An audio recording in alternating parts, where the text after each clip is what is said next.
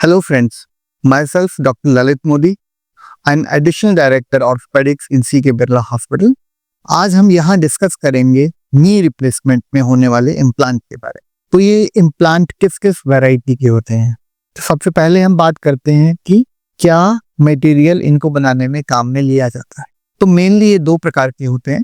First variety जिसको हम बोलते हैं कोबाल्ट क्रोमियम। कोबाल्ट क्रोमियम जो है लास्ट 40 ईयर से जॉइंट रिप्लेसमेंट में एस्टेब्लिश मेटल है, जिसके लॉन्ग टर्म रिजल्ट अच्छे हैं, जिसमें पेशेंट को कोई भी प्रकार का साइड इफेक्ट नजर नहीं आता है। यानी कि ये सबसे कॉमनली यूज मेटेलिक इम्प्लांट है जो ह्यूमन बॉडी में इम्प्लांट किया जा सकता है। अब हम बात करते हैं इसके अलावा कौन सा मटेरियल मौजूद है। तो वो है टाइटेनियम नायोबियम नाइट्राइड।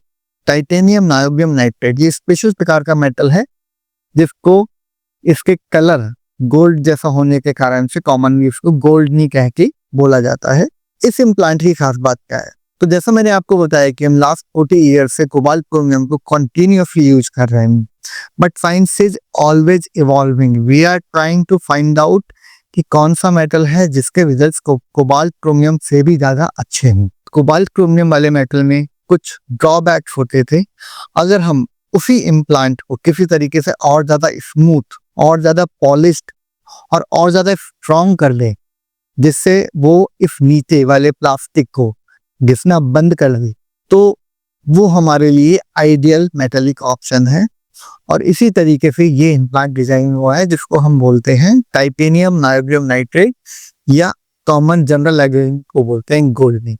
तो गोल्डनिंग के क्या फायदे हैं अपने रूटीन कोबाल्ट क्रोमियम के ऊपर, जिसके कारण से ये ज्यादा पॉपुलर हो रहा है। पहली चीज, इसकी कोटिंग जो है वो ज्यादा स्ट्रॉन्ग है, ज्यादा स्मूथ है, जिसके कारण से ये प्लास्टिक को कम घिसती है। ये एब्रेजन रेजिस्टेंट है, यानी कि इस पे किसी प्रकार के निशान नहीं पड़ते। पॉइंट नंबर 2, कोबाल्ट क्रोमियम में मेनली कंपोनेंट कोबाल्ट क्रोमियम होता है, बट इसको हार्ड बनाने के लिए इसमें निकिल का यूज किया जाता है। कोबाल्ट क्रोमियम में निकिल का यूज होने से कुछ मरीज जिसकी चांसेस 0.03% है, उनमें एलर्जिक रिएक्शन देखी गई है। ये एलर्जिक रिएक्शन प्राइमरीली इस निकिल के कारण होती है, जिसके कारण से मरीज को अननेसेसरी का पेन रहता है। ऑल्दो उसके चांसेस बहुत ही कम है, 0.03%, बट स्टिल जिस भी मरीज को ये परेशानी होती है उसके लिए ये परेशानी बड़ी परेशानी बनती है। टाइटेनियम नायोबियम नाइट्राइड में इस प्रकार की कोई भी एलर्जी आज तक रिपोर्टेड नहीं है, जिसके कारण से इसको सेफेस्ट मेटल माना जाता है। प्राइमरीली ये दो तरह के इम्प्लांट हमारे पास अवेलेबल रहते हैं।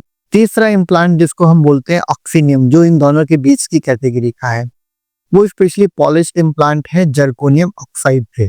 जर्कोनियम ऑक्साइड भी एक्स्ट्रा कंपोनेंट की लेयर है जो कोबाल्ट क्रोमियम पे की जाती है। उसका भी मोटिव यही होता है कि वो जॉइंट को और ज्यादा स्मूथ और ज्यादा स्ट्रॉन्ग बनाए, बट वो इतना स्ट्रॉन्ग नहीं होता जितना टाइटेनियम नायोबियम नाइट्राइड का लेयर होता है। इसीलिए स्पेशली कोटेड इम्प्लांट में सबसे कॉमनली यूज किया जाने वाला इम्प्लांट गोल्ड यानी कि टाइटेनियम नायोबियम नाइट्राइड है। अदरवाइज सबसे पॉपुलर इम्प्लांट जो है वो कोबाल्ट क्रोमियम है।